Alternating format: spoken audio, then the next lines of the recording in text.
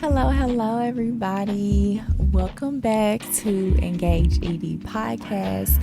I am your host, April Kirkendall. And as you can see by the title of this episode, we're going to be talking about engaging students in the digital age.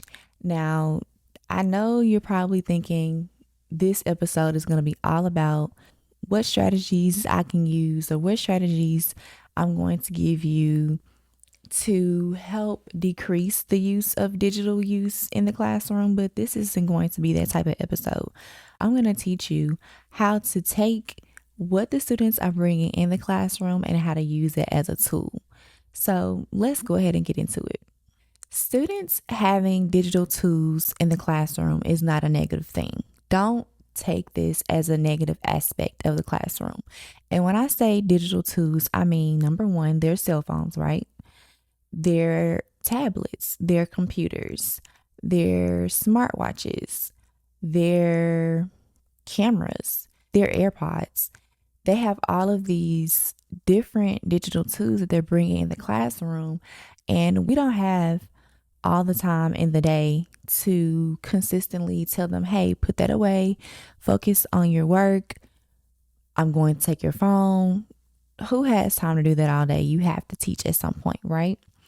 So, being that the students love being on their phones and love listening to music with their earphones or love sitting in class with their earphones, let's give them something educational that they can use and reinforce with those tools and use those tools as a reinforcement.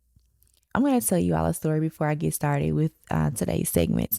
It's kind of funny that I have a podcast now because 2 years ago, when I first started teaching at my previous school, I started a podcast as a project for my students.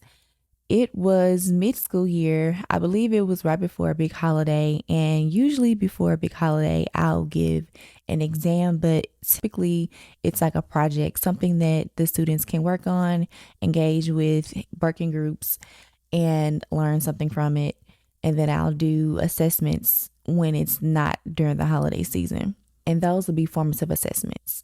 So for this particular assessment, it was a podcast. And I had this brilliant idea. I didn't know how it was going to work out, if it was going to actually be successful. But it turns out the kids had a lot of fun with it and it was successful. So this is what we did. So I assigned this to each class. I was teaching Spanish 1 and Spanish 2 at the time. So these are 9th graders and 10th graders and then some 11th graders sprinkled in there, right? For Spanish 2.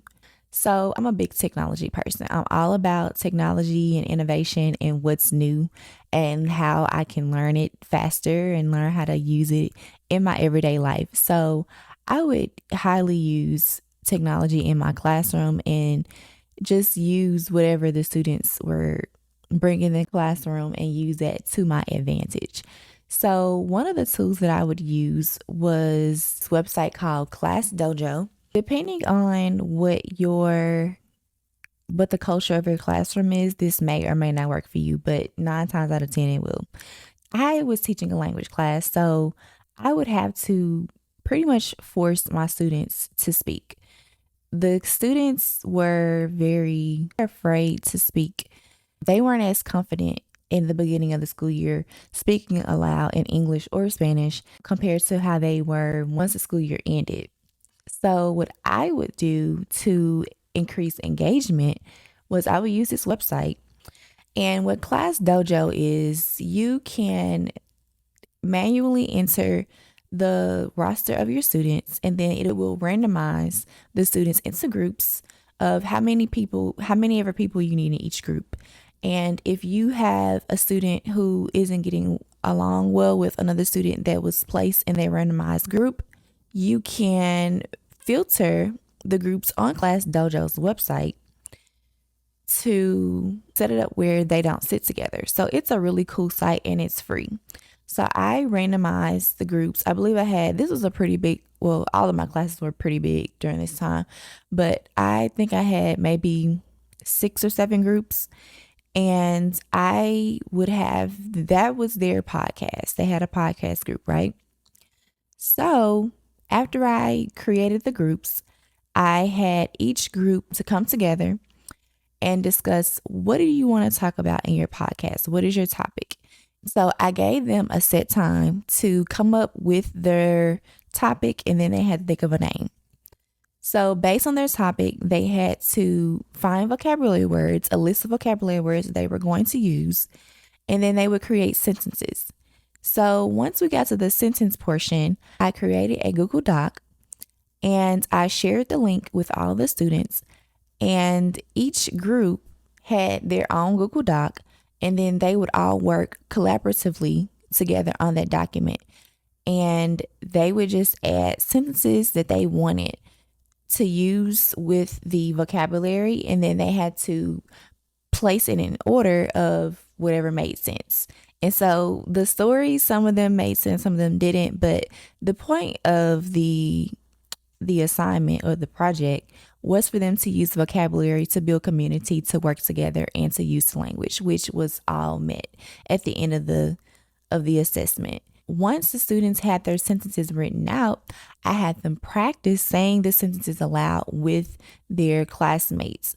So this was a reading, writing, speaking, and listening portion of this assessment. So there were a lot of tools that the students used, and there were a lot of ways that I could assess them and see if they were meeting their standards. Once the students felt comfortable saying the sentences aloud, then I recorded them on our school's podcast software.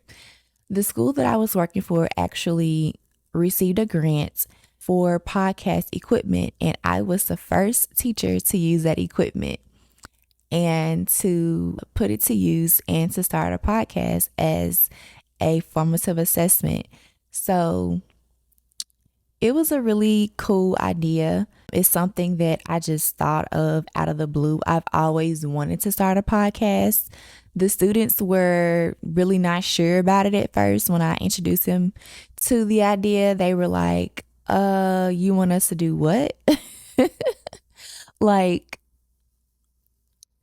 have you all ever experienced anything like that in your work life where you have an idea, you know it's going to come together, you know it's going to come into fruition, you don't know how, but you know it's going to all work out in the end?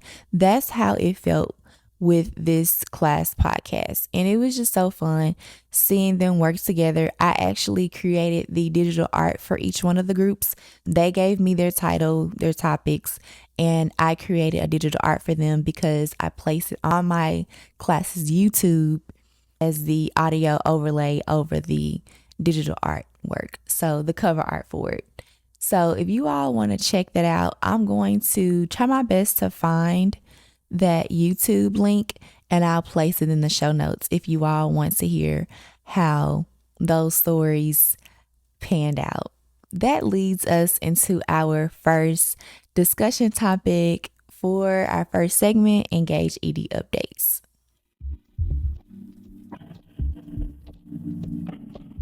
So today's article comes from eSchool News, and it's all about AI and how to use it in the classroom. So the title of the article is How AI Tutoring Personalizes Learning for Students.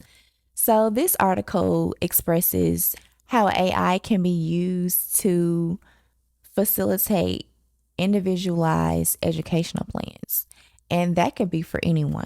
So specifically, the article was talking about ChatGPT and how you can use certain prompts to request for an individualized plan for a specific student to meet their needs. You can use it to match their learning style. And this is for tutoring specifically. So if you're not sure what AI is, AI stands for artificial intelligence. And this artificial intelligence has been around since the 1980s, but currently it has become more prominent and gained more popularity within the last couple of years. And specifically within the past year, ChatGPT has been the talk of the town. So I use ChatGPT every day. There are so many things that you can use ChatGPT for. You can use it to help you write outlines. You can use it to help you correct grammar.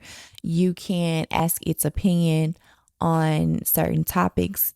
pretty much anything that a genius can do, I feel like ChatGPT can do for you. It's like an assistant. You can tell it what you want it to be, and it will be that for you. The more specific you are with it, the more you will get out of the program. So I think that using AI in tutoring or in school specifically is a revolutionary idea because it is changing the way that we teach. It is changing the way that we learn.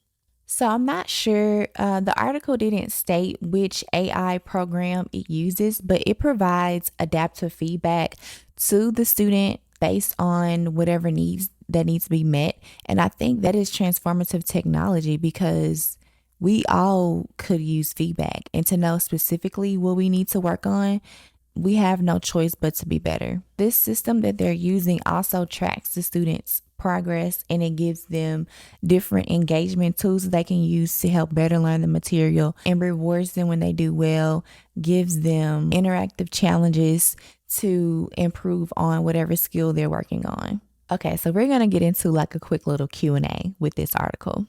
While reading this article, people may ask, with this AI, how do we feel about the potential for AI tutors to replace human teachers in certain aspects of education? Well, since I use it every day, I have pretty much a well-rounded view on this. I don't think that it will replace teachers or tutors. I believe that it will aid as a tool for them to use to help better fit the need for the students. A lot of the times in the classroom or just in a tutoring setting, you are serving more than one student, right? And this can be used in adult education as well.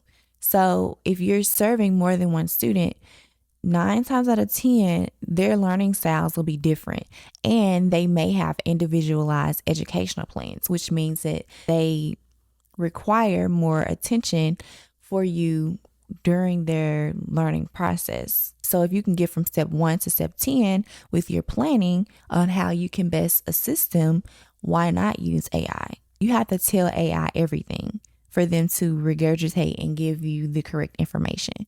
But you still need that human interaction to build a relationship and establish that connection when you are in your educational journey. So no, I don't think that AI is going to replace humans. If anything, it's going to make humans better. Another question that I have been seeing a lot from different articles about AI being used in school is, how is it going to create a disparity between students from different socioeconomic backgrounds? Well, this is a really good question because I was reading an article earlier about a school in Europe, and some of the students don't have access to AI, and the article was complete opposite of what this article was saying. It was saying that they want to use AI. The students want the teachers to teach them, but they don't have the tools. They are not financially able to provide those tools where they can teach them AI. So I'm not really sure how the educational system is compared to America, where like you can download free apps as we can there. I can only imagine that it's the same, but I know that once you cross different countries, there are different regulations. So it may not be the same, but the AI that I use every day is free. So more research needs to be done in those communities that have different socioeconomic backgrounds, because if it's free, then I guess the conversation will be about the availability of the actual resource, the computers, the internet. That will be the actual question at hand. How can schools ensure that AI tutoring systems are accessible and beneficial to all students, including those with learning disabilities? Great question. So I believe that schools can ensure that AI tutoring systems are accessible and beneficial to all students, including students with learning disabilities, by providing the resource on their devices and showing them how to use it. The system that I use, you can speak into it and it'll speak back to you. You don't even have to type into it. So think of those students who may not be able to spell as well as other students. They can say what they need to say, right? Or they can maybe ask a student to help them type it or say it, and then they'll listen or they can read it. There's a lot of different ways you can get creative with AI or with ChatGPT specifically. You can get creative with your prompts and how to enter in the information and receive it. So I think it just goes into teaching the students how to use it and just going from there. It's not a learning management system like Schoology or Canvas, but if you think of it as, where teachers have to teach students how to use these learning management systems each school year, it's kind of similar, except for it's like a chatting back and forth with a chatbot versus learning an entire system. So it should be easier when you think about it like that. What are the potential long-term impacts of relying heavily on AI for educational purposes on future generations? Here's the thing with this question. So we can't control what people do with their time, right? If you choose to rely on AI heavily and you start to not think for yourself, then that's on you, right? You are choosing to not think critically. Now, if you are one of those people who have your own ideas, you're critically thinking, and you are only using ChatGPT or AI specifically you're using it as a resource, and that's different. That's not relying heavily on the technology. You're just using it to make whatever you are saying better or whatever idea you have better. You're not actually replacing what you are putting out into the world. When I read this question, I think of it as there was a shift in the school system. In 2017, I saw a shift. I've been working as a teacher for a little over 6 years, but I've been working with children specifically since 2011. So I've been working with children for a little over 12 years. So that's a pretty long time. So I've seen a lot of changes. I saw a shift during the pandemic. When the students came back after the pandemic was quote unquote over, right? They struggled thinking critically. I saw this before the pandemic started, like in 2017 when I first started teaching. I just saw how like the students really were using their phones for everything. They Googled literally everything and they didn't want to think on their own. And that was one of the things that I always stress in my classroom is to think critically. There was no way a student left my classroom and they did not critically think for the day. So I would ask them a question and then they would have to build upon that. They gave me a response. I asked another question. So the pandemic really did a number on these kids where they pretty much used the internet to find all their answers. They weren't turning in work. So it really put a damper on their education and the integrity of just being a scholar. So I think of AI like that. If you are relying heavily on this tool, at some point, you're not going to be thinking for yourself, right? So it's up to you to choose if you want to use it as a resource or use it to replace what you naturally already have inside of you, right? Everything that we know or everything that we want to produce, it's already inside of us. Do you all know that what we want to produce out into this world, it's already inside of us? We don't need anyone to tell us what to do. Deep down, we already know, but we just have to start. If we go ahead and start, then we'll know what our purpose is, what it is we want to say. So you don't technically need to go and have something tell you what to do. You tell it what you want to do, and then you use it as a resource and help build upon your idea. That is the correct way to use that. That's what I found the correct way is. And you're still critically thinking. It's helping you brainstorm. It's helping you create material at a higher capacity. And that can be applied in any discipline. You can use that across the board. You can apply that to life. You can apply that to school, your educational career. You can apply that to your job. It's already in you. You just have to do it. We're going to go ahead and transition to our next segment, Ayúdame a abrir Q&A.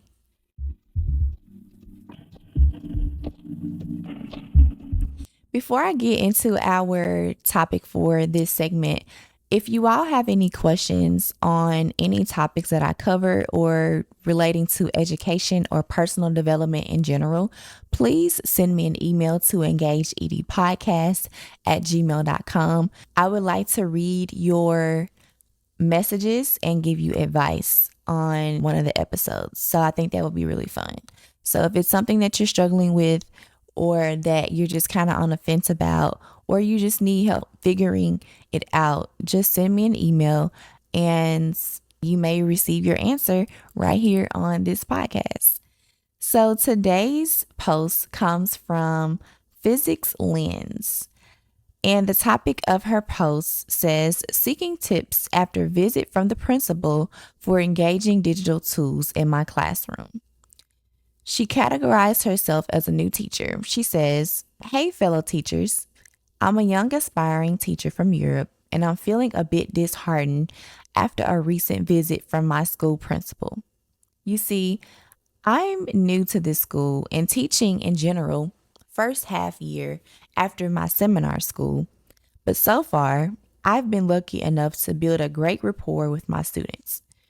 They genuinely seem to love my classes, and their positive feedback has been my driving force in my first half year at the school. However, during the principal's visit to one of my ninth grade lectures, while he did acknowledge my friendly approach and teaching style, he raised a concern. He expressed his disappointment in my lack of digital media in the classroom. It hit me hard, especially since he only saw one class of mine. As a new teacher, I already feel overwhelmed by the countless tasks. Right now, I have to write 24 certificates for the end of the year and responsibilities that come with the job. The visit from my principal made me question myself a little bit and my ability to meet the expectations of modern education.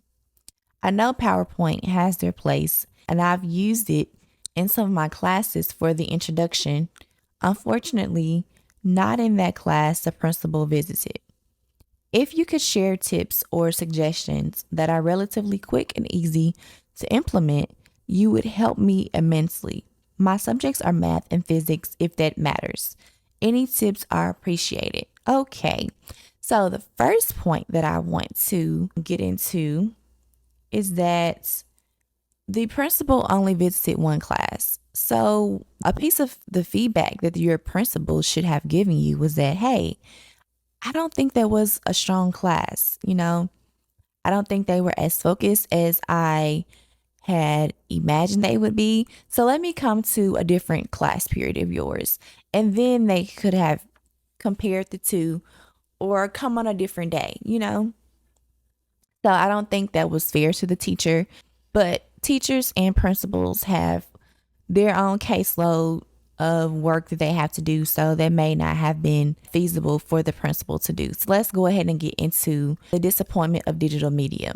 So PowerPoint, and this, for context, this post was just a year ago. So in 2023, it's not like we're in 2009 and we have to use PowerPoint.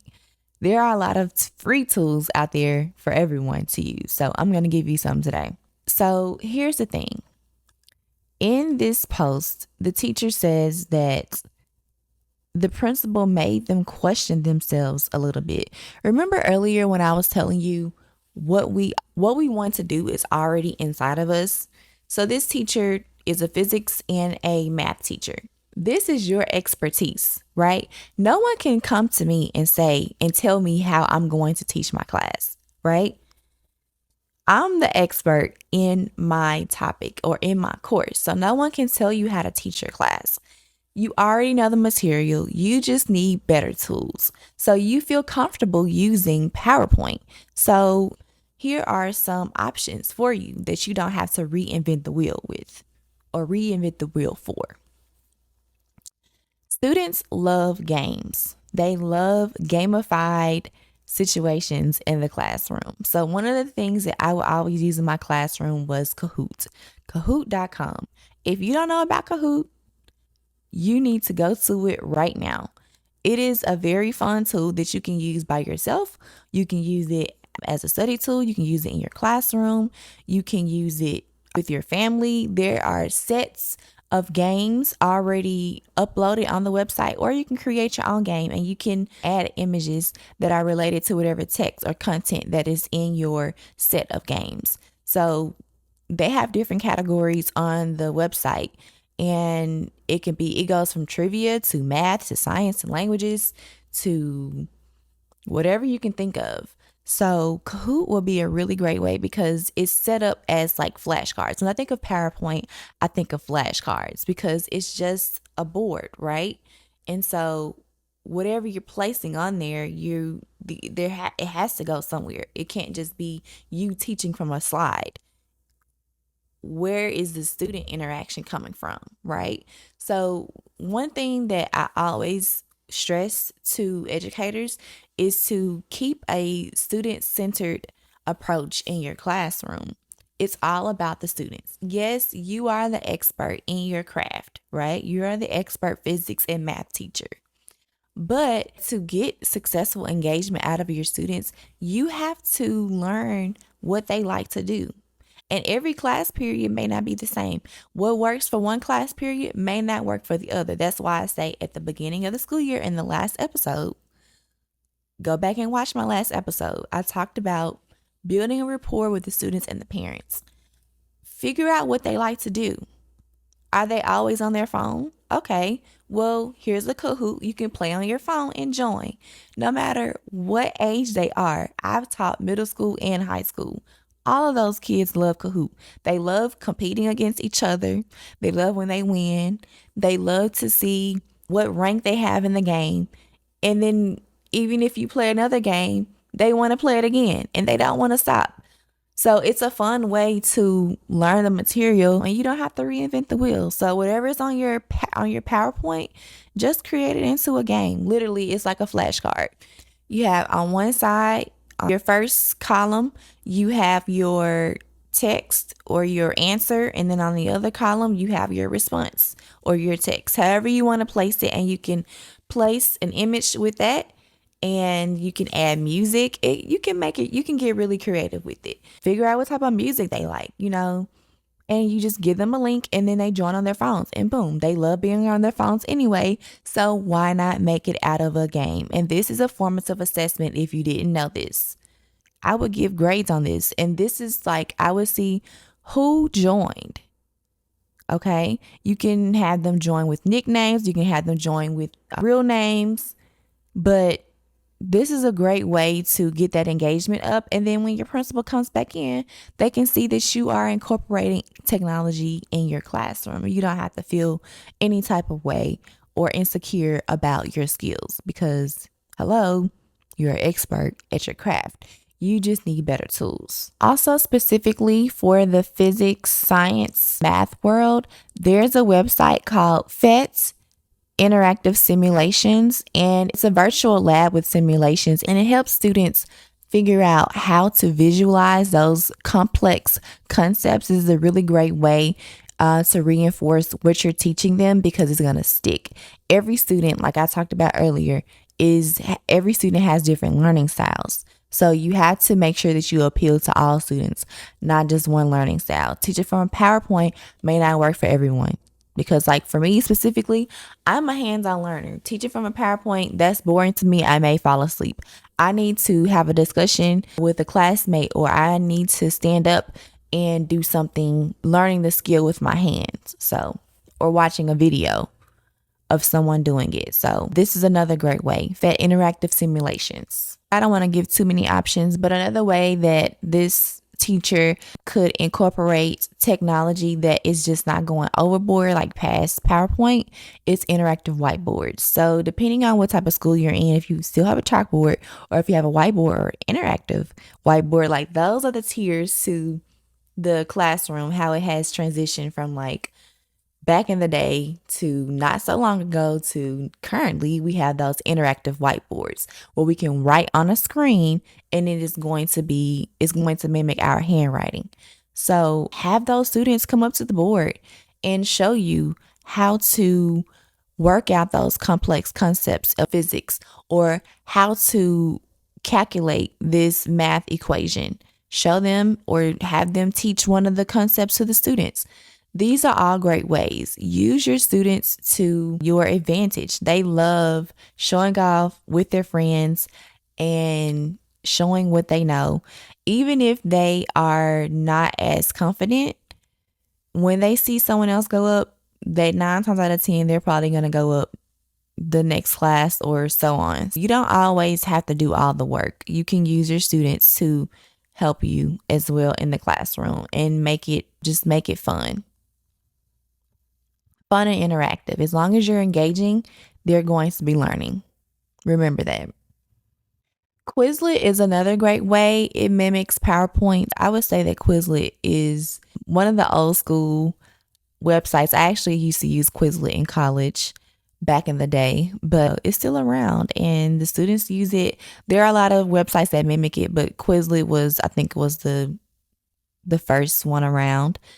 And it has come a long way. It's not just like a flashcard website anymore where you have your text or concept or whatever you were learning and then the response to it, the answer.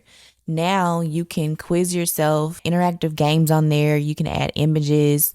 There are a lot of different games on Quizlet now. And you can also share a link with your class and you can play along collaboratively if you're not doing it alone. So Quizlet has come a long way. So that's another way that this teacher could incorporate digital technology into his classroom. We're going to go ahead and move on to our last segment, language learning gems.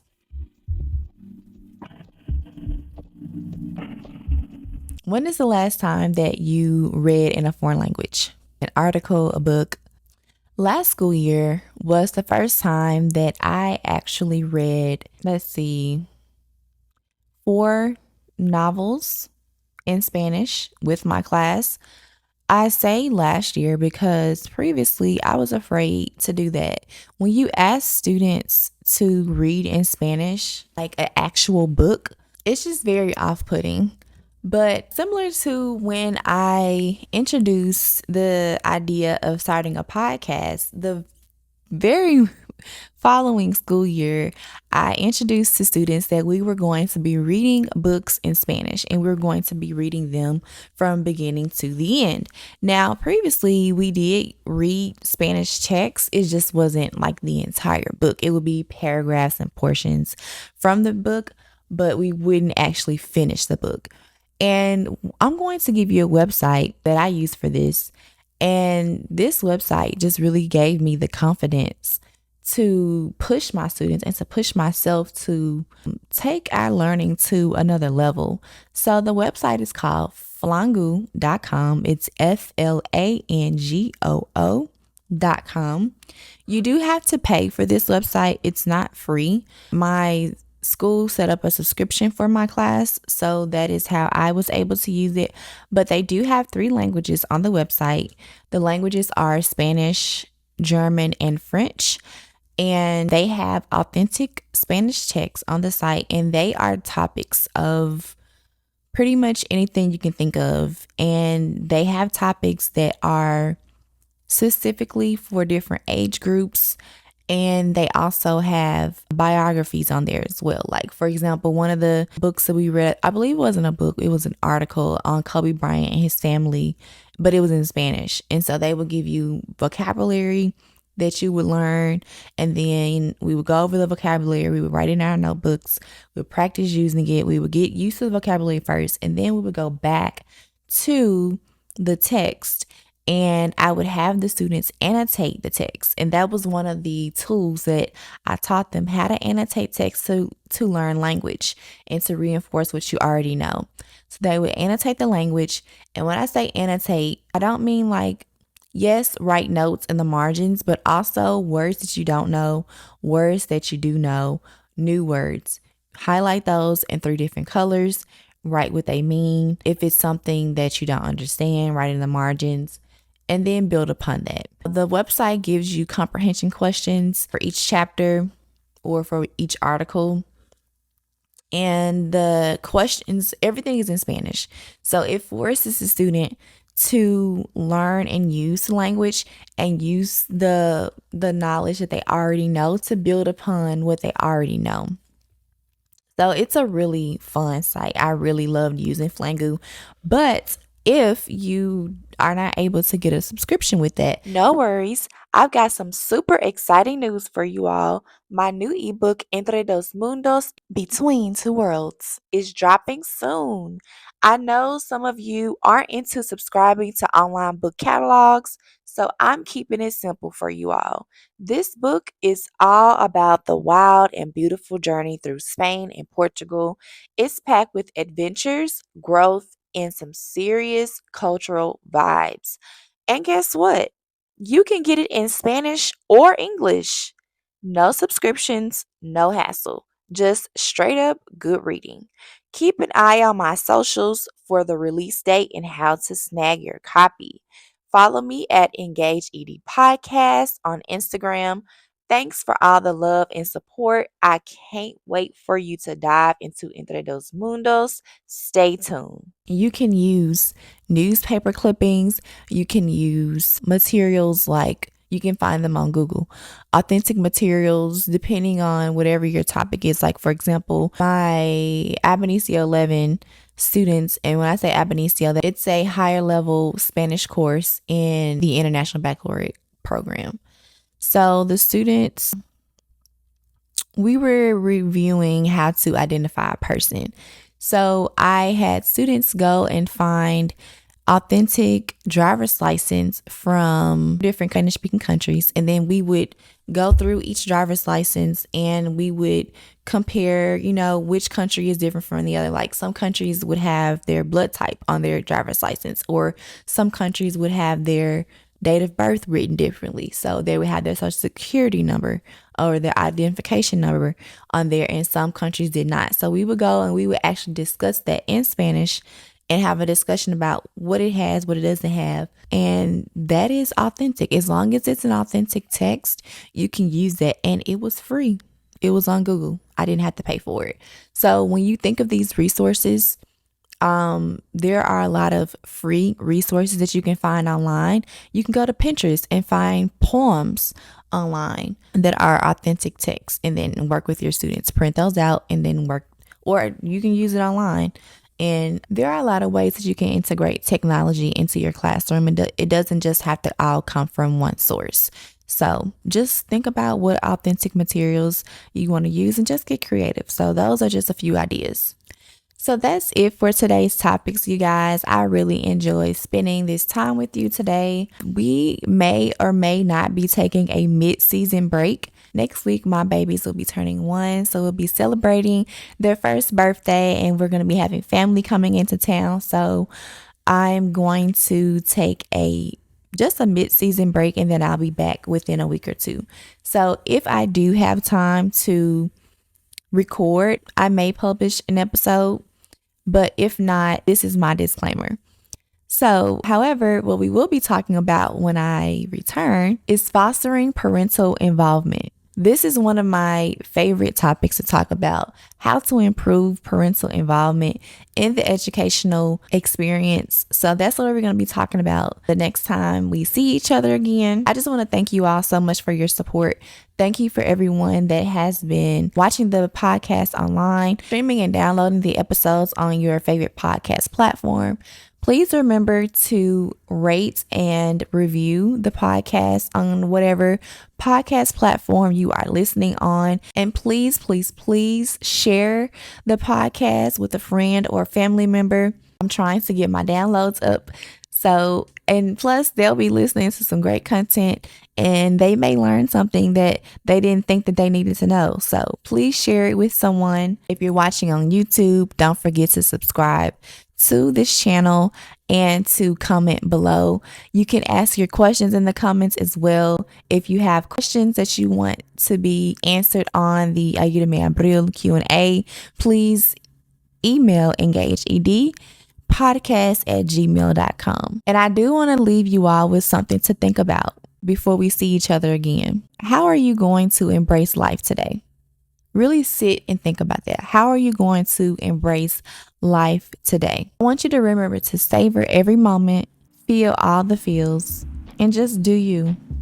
You are already an expert in your craft. Just continue to stay present in whatever community you're in. Stay true to yourself and stay engaged. You got this.